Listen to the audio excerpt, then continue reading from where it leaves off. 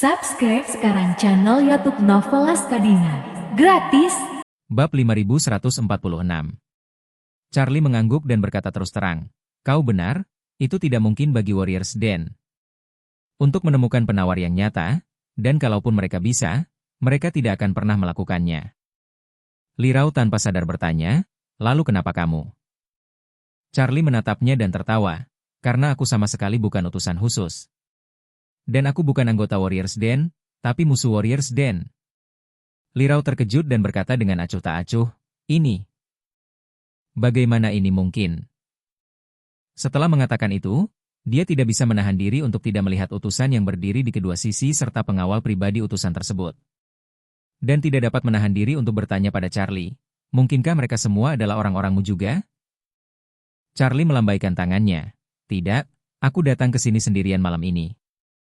Mereka hanya dikendalikan oleh saya dengan sugesti psikologis." Setelah mengatakan itu, dia berkata kepada Li Rao, "Ngomong-ngomong, aku datang hari ini dan membawa beberapa ribu penawar yang bisa melepaskan racun di tubuhmu sepenuhnya. Yang dapat membebaskan seluruh penjaga kavaleri Anda dan seluruh prajurit Anda yang tewas dari cengkeraman racun yang parah di dalam tubuh. Selain itu, aku juga mendengar apa yang baru saja kau bicarakan dengan mereka di ruangan sebelah. Meskipun keberaniannya patut dipuji, tetapi strateginya masih agak kurang. Jika kalian memilih untuk tetap tinggal di sini dan mempertahankan tambang tembaga ini, hanya masalah waktu sebelum Warriors Den menyerang dan membunuh kalian semua. Jika kalian melarikan diri, maka Warriors Den pasti akan membunuh kalian satu persatu. Tanpa meninggalkan masalah di masa depan, ini hanya masalah waktu. Hanya saja, yang terakhir bertahan sedikit lebih lama daripada yang pertama." Li Rao terdiam sejenak, menatap Charlie, dan membuka mulutnya untuk bertanya. "Kalau begitu, beranikah aku bertanya? Kamu datang ke sini hari ini dengan penawarnya? Bisakah kamu memberi kami pilihan ketiga?" "Tentu saja." Charlie menatapnya, mengangguk setuju, dan berkata keras-keras, "Saya datang ke sini hari ini untuk melakukan 3 hal. Salah satunya adalah mengendalikan utusan khusus. Begitu juga dengan utusan di sini tanpa pertumpahan darah, seperti yang bisa Anda lihat, yang sudah saya lakukan." Mengatakan bahwa Charlie memberikan pukulan ringan dan melanjutkan, "Hal kedua adalah membuang semua racun dari kalian semua tanpa sepengetahuan Warriors Den. Tapi premisnya adalah tidak ada satupun dari kalian yang bisa melarikan diri dan harus tinggal di sini untuk bekerja sama denganku. Dan ikuti perintahku kapan saja dan di mana saja. Dan hal ketiga adalah kalian semua harus tetap di sini dan bekerja sama denganku baik di dalam dan di luar setelah racunnya dihilangkan, sebagai persiapan untuk pemusnahan total sarang prajurit." Li Rao mengerutkan kening, lalu berkata dengan wajah serius, "Karena kamu ingin menjadi musuh Warriors Den. Anda dan kami memiliki musuh bersama, adalah kawan kami, dan Anda bersedia mengangkat racun di tubuh kami. Kalau begitu, kau adalah dermawan kami, selama kau tidak bisa lagi mengendalikan kami seperti Warriors Den.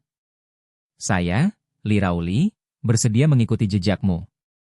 Charlie berkata dengan datar, "Karena aku membawa penawar yang bisa menghilangkan racun di tubuhmu sepenuhnya.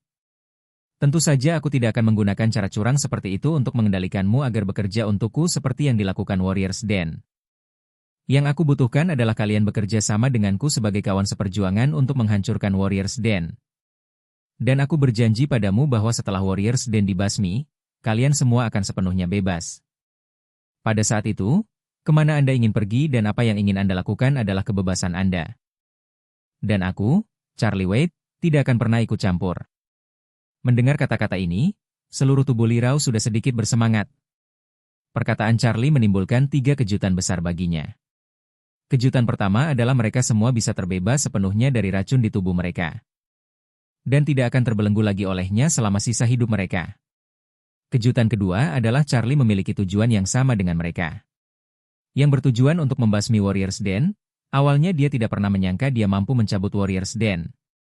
Namun kedalaman Charlie membuatnya secara tidak sadar merasa bahwa dengan mengikuti Charlie, peluang keberhasilannya akan jauh lebih besar.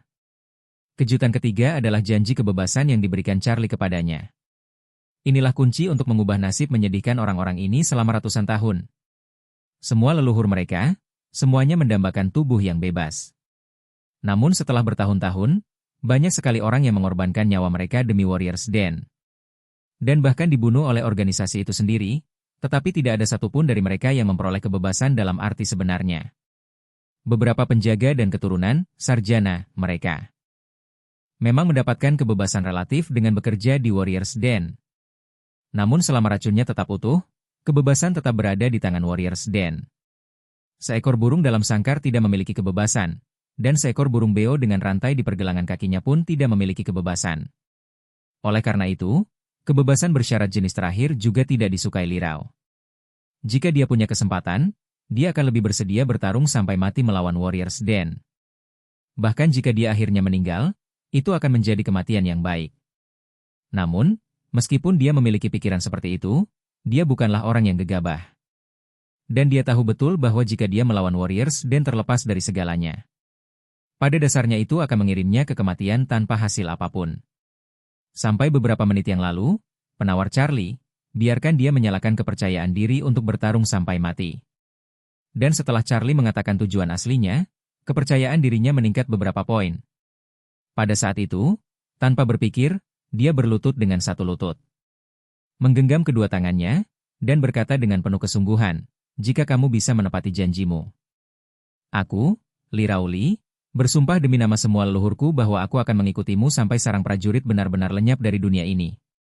Lalu tiba-tiba dia berubah pikiran dan berkata, tidak. Aku akan mengikutimu sampai akhir hayatku dan melayanimu. Selama kamu bisa memberi kebebasan kepada keturunanku, aku akan bisa tersenyum dan tidak menyesal dalam hidup ini. Charlie mengangguk dan berkata dengan acuh tak acuh, aku tentu saja akan menepati janjiku. Bukan hanya untukmu, tapi juga untuk semua prajurit dan garda kavaleri yang gugur yang dikendalikan oleh Warriors Den. Bab 5147. Janji Charlie membuat hati Li Rao tergerak dan berdebar-debar. Dia berlutut di tanah, menatap Charlie dengan darah di matanya, dan bertanya dengan penuh semangat, Pak, apa yang harus saya lakukan selanjutnya? Mohon beritahu saya. Tatapan Charlie seperti obor, dan dia berkata dengan suara keras. Saya sudah mengendalikan semua pejuang dan personel penting di sini. Dan kalian, para pengawal kavaleri, adalah orang-orang yang memiliki suara tertinggi di sini. Li Rao berkata dengan ekspresi terkejut, Tuan, tolong maafkan saya. Para pengawal kavaleri telah menderita akibat sarang prajurit untuk waktu yang lama. Namun mereka belum memiliki kesempatan untuk melepaskan diri dari kendali mereka. Sekarang Anda telah memberi kami kesempatan sekali seumur hidup. Saya yakin semua pengawal kavaleri pasti akan mengikuti jejakmu dan melakukan perintah untuk mengalahkan sarang prajurit. Charlie menggelengkan kepalanya dan berkata dengan acuh tak acuh. Anda memiliki keberanian, strategi, dan tulang punggung. Tapi tampaknya Anda masih kurang dalam beberapa hal tentang pemahaman tentang sifat manusia.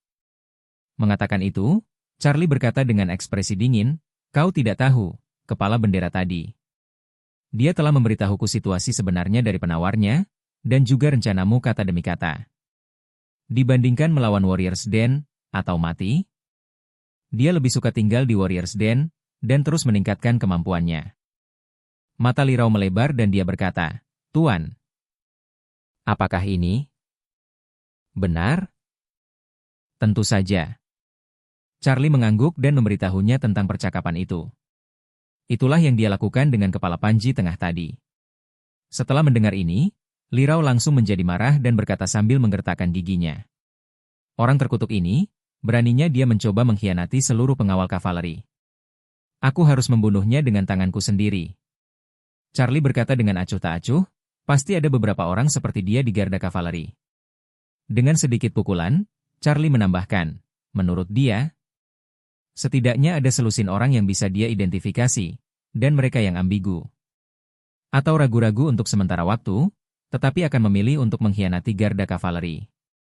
Pada saat kritis, jumlahnya tidak bisa diremehkan. Sekarang saya ingin kalian semua, para garda dan prajurit yang gugur, bersatu. Dan berpura-pura tidak terjadi apa-apa, dan menjadi pisau baja di dalam sarang prajurit.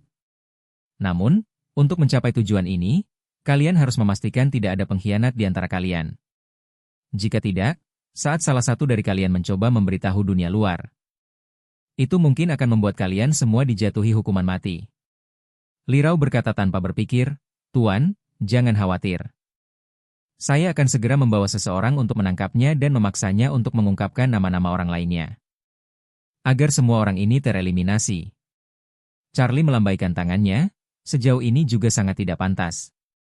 Karena masalah ini kemungkinan besar akan terjadi kebocoran ikan, saya telah mengatur masalah ini. Dia tidak tahu identitas asliku, dan dia juga mempercayai kata-kataku. Saya telah meminta dia untuk secara diam-diam memobilisasi orang-orang yang memiliki pemikiran yang sama dengannya. Saya yakin orang-orang itu juga akan membantunya untuk mendatangkan orang-orang lain yang masih bimbang. Pada saat itu mereka akan memegang handuk di tangan kirinya. Yang perlu Anda lakukan hanyalah menjelaskan situasi tersebut kepada orang-orang yang benar-benar Anda percaya. Dan ketika aku pergi untuk mengeluarkan obat-obatan untuk semua kavaleri nanti, kamu akan menggunakan jatuhnya cangkirku sebagai sinyal untuk menangkap semua orang yang memegang handuk di tangan kirinya. Mendengar hal itu, Li Rao langsung berkata dengan wajah yakin, "Ide bagus, Tuan. Dengan metodemu, sungguh mengejutkan bahwa kita bisa menangkap semua orang ini, tanpa menyisakan satupun." Setelah mengatakan itu, dia tiba-tiba teringat sesuatu dan buru-buru bertanya lagi pada Charlie. "Baik Tuan, apa yang akan Anda lakukan terhadap geng ini?" Charlie bertanya padanya, "Apakah kamu punya ide bagus?" Bab 5148. Li Rao berkata dengan ekspresi tegas, "Saya pikir, orang-orang ini mengabaikan pengalaman tragis itu. Dan kebencian yang mendalam terhadap leluhur mereka, hanya peduli pada kepentingan mereka sendiri. Bahkan sampai mengkhianati rekan-rekan yang berjuang bersama-sama. Hati mereka harus dibunuh. Apa perbedaan antara orang-orang ini dan pengkhianat Wu Sangui? Siapa yang membiarkan sarang prajurit memasuki negara ini dan bahkan membunuh Kaisar Ming Selatan Yongli dengan tangannya sendiri?" Charlie tidak menyangka bahwa ketika Li Rao menyebut pengkhianat, yang ada di pikirannya adalah Wu Sangui dari ratusan tahun lalu. Namun, dia segera memahami alasannya. Nenek moyang dari pengawal kavaleri ini, seharusnya banyak dari mereka adalah orang Ming Selatan. Dinasti Ming Selatan adalah dinasti terakhir orang Han, bagi orang Han pada saat itu. Wu Sangui adalah pengkhianat paling berkhianat di dunia ini. Dia tidak hanya menempatkan warriors Den di negaranya untuk kemuliaan dan kekayaannya sendiri, mengambil alih sungai dan gunung milik orang Han, tapi dia bahkan bertindak sebagai pion untuk warriors Den, melakukan banyak kejahatan yang tidak termaafkan terhadap orang senegaranya sendiri dan klannya. Yang lebih keterlaluan lagi adalah bahwa pria ini, yang awalnya adalah seorang menteri dari dinasti Ming, secara pribadi menangkap kaisar terakhir dinasti Ming Selatan, Kaisar Yongli, dan membunuhnya dengan tangannya sendiri setelah menyerah ke warriors Den. Tindakan pembunuhan raja yang tidak jarang terjadi dalam 5.000 tahun sejarah Tiongkok. Oleh karena itu, orang ini hampir dapat dihitung sebagai salah satu pengkhianat terbesar suku Han Tiongkok. Namun, saat ini, Charlie melambaikan tangannya ke Li Rao dan berkata, "Meskipun saya setuju dengan penilaian Anda terhadap orang-orang ini, saya tidak setuju dengan hukuman Anda terhadap orang-orang ini." Li Rao bertanya, "Tuan, menurut Anda apa yang salah?" Charlie berkata dengan ringan, "Membunuh selalu mudah, tapi sebagian besar waktu.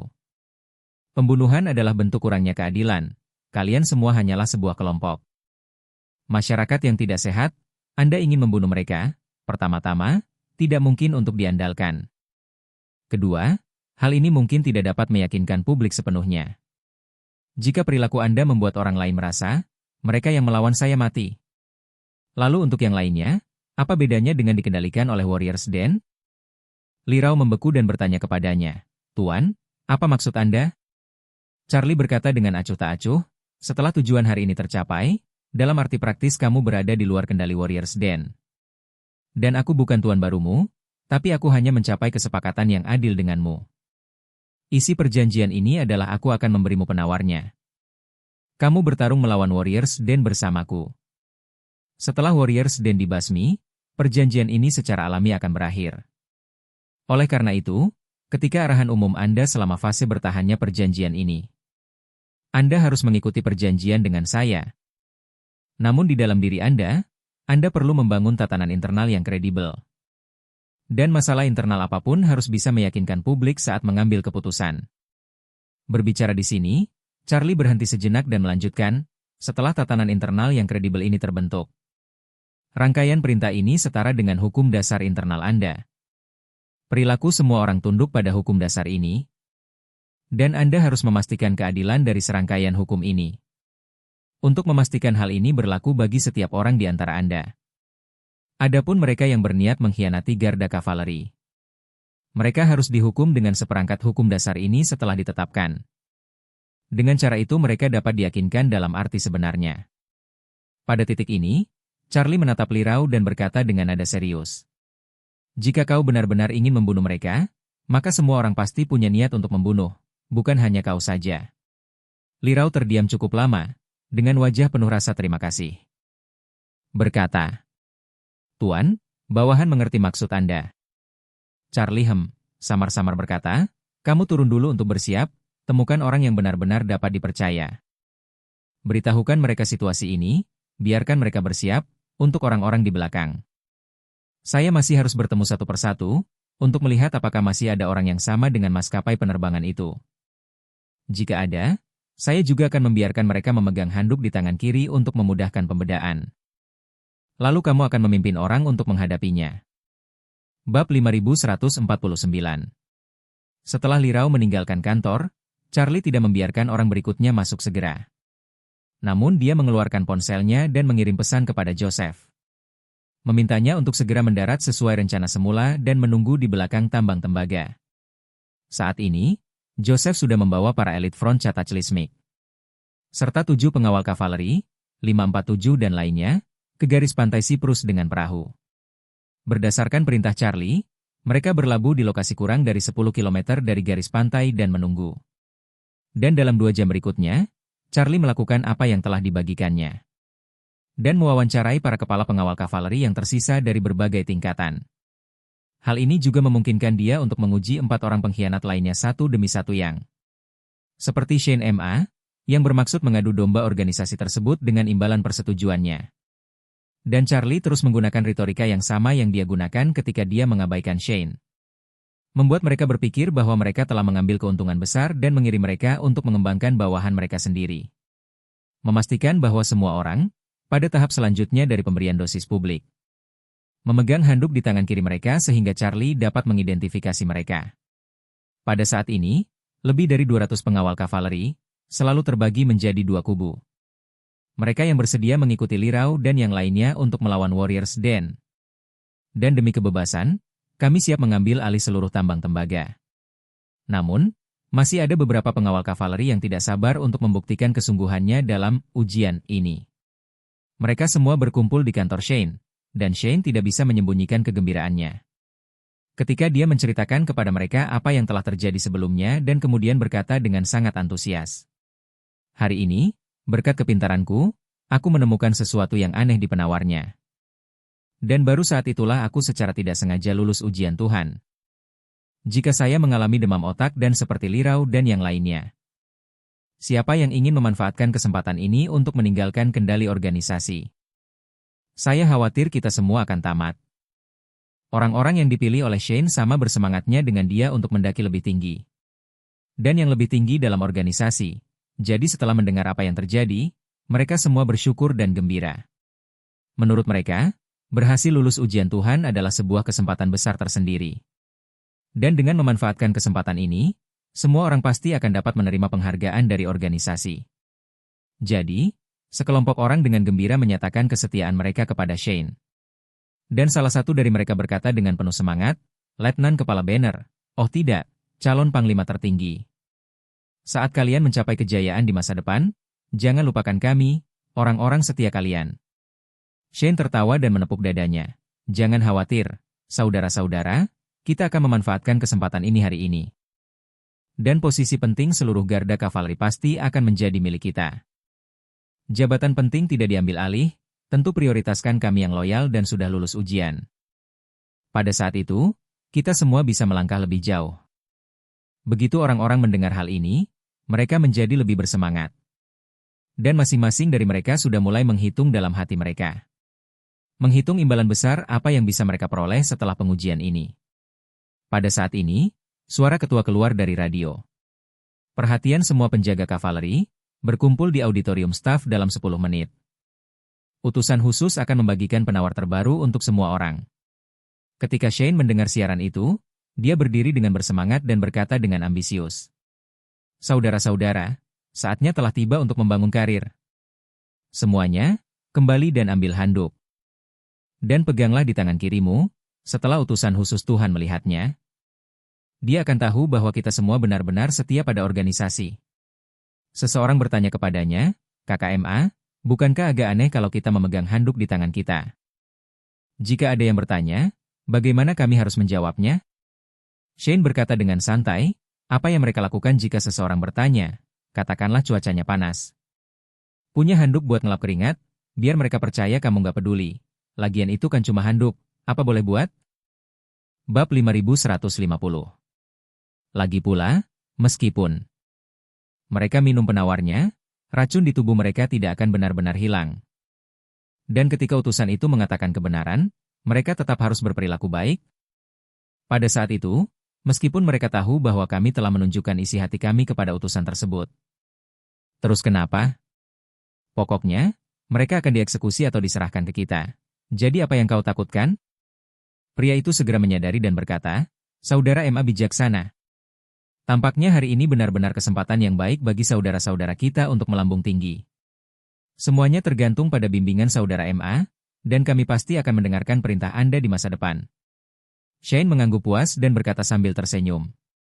Dengan kata-kata saudaraku ini, itu tidak sia-sia. Semuanya cepat kembali untuk menyiapkan handuk, kami akan bertemu di auditorium staff.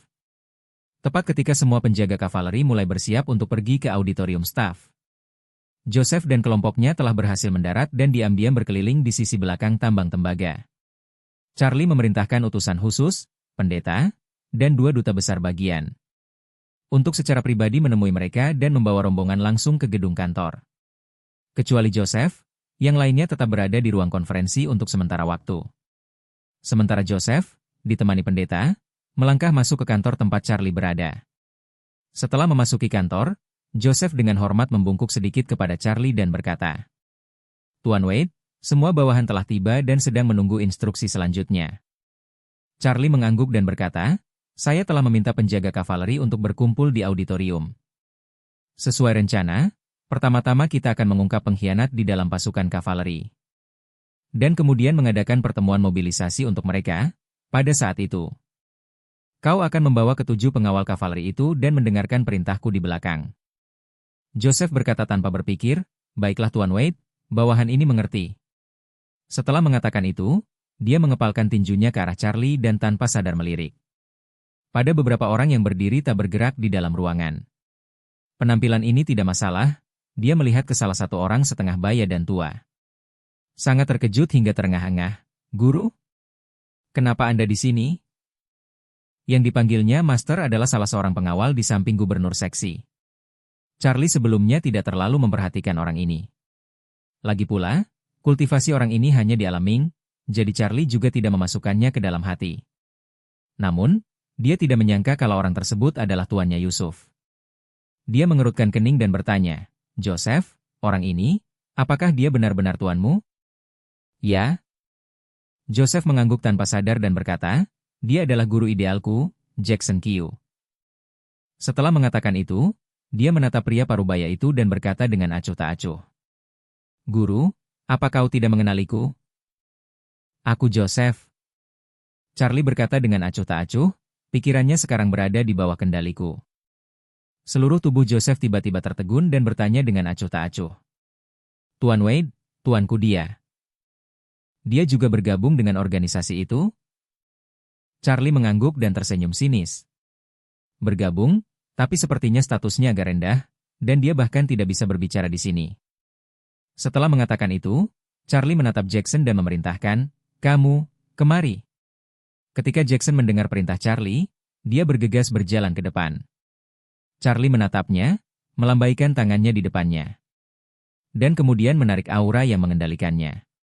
Saat Jackson tersadar kembali, dia menatap Charlie dengan wajah penuh kengerian dan bertanya dengan acuh tak acuh, "Apa sebenarnya yang kau lakukan padaku?" Charlie menunjuk Joseph di sampingnya dan bertanya, "Apakah kamu masih kenal orang ini?" Baru saat itulah Jackson menatap Joseph, dan seluruh orang itu menjadi semakin tercengang.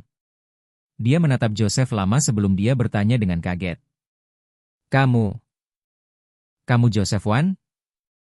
Joseph berlutut dengan satu lutut dan berkata dengan hormat, Guru, itu adalah murid MU, Yusuf. Jackson tanpa sadar bertanya, apa tingkat kultivasi kamu? Sekarang? Kenapa aku tidak bisa melihat tingkat kultivasimu? Mungkinkah? Mungkinkah kau telah melampaui kesempurnaan agung Alaming? Joseph menatap Charlie dan berkata dengan jujur, kembali ke Tuan. Murid ini cukup beruntung dibesarkan oleh Tuan Wade dan sekarang telah menyeberang ke alam kegelapan. Apa? Meskipun Jackson secara tidak sadar menyadari bahwa ini akan terjadi. Dia masih terkejut ketika mendengar Joseph mengatakannya sendiri. Matanya melebar saat dia tanpa sadar berkata, ini tidak mungkin. Saya telah terjebak di wilayah Ming selama hampir 30 tahun tanpa bisa menerobos. Kamu dan aku baru berpisah selama setahun, bagaimana kamu bisa menerobos alam Ming? Dari seniman bela diri bintang 8 sampai ke alam Ming dan menyeberang ke alam kegelapan? Joseph dengan hormat berkata, Tuan, saya hanya mengatakan bahwa itu semua berkat Tuan Wade yang memberi saya kesempatan. Setelah mengatakan itu, dia tidak bisa menahan diri untuk bertanya. Guru, bukankah Anda akan bepergian di awan? Kenapa Anda ada di sini? Jackson sudah menyadari bahwa pemuda misterius di depannya. Siapa yang dipanggil Tuan Wade oleh Joseph? Pastilah seorang ahli dengan kekuatan surgawi. Dan dia baru saja dikendalikan olehnya dalam keadaan linglung. Yang menunjukkan bahwa taktiknya sudah jauh lebih tinggi daripada taktiknya sendiri. Mendengar bahwa dia telah memberikan muridnya Yusuf kesempatan surgawi. Dia tidak bisa menahan diri untuk bertanya dengan hormat, Tuan Wade, saya ingin tahu siapa identitas Anda? Charlie berkata dengan acuh tak acuh, kamu belum memenuhi syarat untuk bertanya tentang identitasku. Setelah mengatakan itu, Charlie bertanya dengan suara dingin, kamu belum menjawab pertanyaan yang baru saja diajukan Joseph kepadamu. Jackson terguncang dan berkata, saya memasuki dunia untuk menemukan kesempatan untuk menerobos ke alam Ming. Dan secara kebetulan, saya bertemu dengan pemimpin sekte di Afrika Utara, dan ketika dia melihat bahwa kultivasi saya telah mencapai alam Ming. Dia membujuk saya untuk bergabung dengan Warriors Den, dan berjanji bahwa setelah 3 tahun bertugas di Warriors Den, dia akan merekomendasikan saya untuk bergabung dengan Warrior Camp. Untuk bergabung dengan Warriors Den untuk meminum racun khusus, dan perlu meminum penawarnya untuk menyelamatkan nyawa. Yusuf terkejut dan bertanya, Guru, organisasi apakah perkemahan prajurit itu? Jackson menjelaskan, kamp prajurit adalah basis untuk melatih para ahli alam gelap dari sarang prajurit. Setiap seniman bela diri yang telah mencapai lingkaran penuh alam cerah dapat berhasil menerobos. Dan masuklah ke alam gelap setelah bergabung dengan kamp prajurit. Joseph tidak dapat menahan diri untuk berkata, Guru, berdasarkan apa yang murid MU ketahui tentang organisasi ini. Organisasi ini dengan sejarah beberapa ratus tahun tampaknya sangat jahat. Mengapa Anda bergabung dengan organisasi seperti itu untuk bekerja untuk mereka? Jackson mendesah, karena aku ingin terobosan. Dahulu kala, saya juga seniman bela diri jenius paling populer, di usia 30-an. Saya membuat kemajuan besar, berkultivasi ke alam Ming, tetapi siapa yang mengira bahwa saya akan terjebak di alam Ming selama 30 tahun? Dalam 30 tahun terakhir, saya telah berpikir untuk menerobos ke level terakhir. Tapi betapa mudahnya untuk menerobos ke alam besar ini, selama bertahun-tahun aku tidak bisa melakukan apa yang aku inginkan. Kata Jackson, Warriors Den akan berjanji untuk membiarkanku menerobos ke alam gelap. Saat itu saya tidak ragu sedikit pun, langsung menyetujuinya. Bagi saya, tujuan terbesar dalam hidup saya adalah bisa melangkah ke alam gelap. Kesempatan sekali seumur hidup ini, bagaimana mungkin aku tidak menangkapnya? Ngomong-ngomong soal itu, dia tidak dapat menahan diri untuk bertanya kepada Joseph. Joseph, apa yang kamu lakukan di sini? Mungkinkah Fronca Tachlismic telah menjadi musuh Warriors Den? Joseph melengkungkan tangannya ke arah Charlie dan dengan hormat berkata, kembali ke guru, murid dan puluhan ribu pasukan Fronca Tachlismic telah bersumpah setia kepada Tuan Wade. Dan alasan murid itu ada di sini adalah karena Tuan Wade ingin sepenuhnya membasmi sarang prajurit yang kau bicarakan. Jackson tanpa sadar menatap Charlie dan berkata terus terang. Adik, meskipun aku baru bergabung dengan Warriors Den selama 1 tahun. Tapi seperti macan tutul di dalam tabung, sekilas untuk mengetahui seluruh macan kumbang. Kekuatan Warriors Den jauh lebih kuat daripada Cataclysmic Front. Seluruh Warriors Den sendiri memiliki hampir 100 ahli alam gelap. Dan bahkan dikatakan ada master dari alam transformasi. Kekuatan ini tidak dapat digoyahkan oleh Cataclysmic Front. Biarkan front Cataclysmic melawan Warriors Den, seperti semut yang mengguncang pohon, itu akan tak tertahankan. Mendengar ini, Charlie tersenyum tipis dan berkata dengan acuh tak acuh. Sekalipun pohonnya besar, ya sudahlah. Aku akan potong semua cabang dan kuncupnya satu persatu. Lalu mencabutnya dan menginjak-injaknya di bawah kakiku.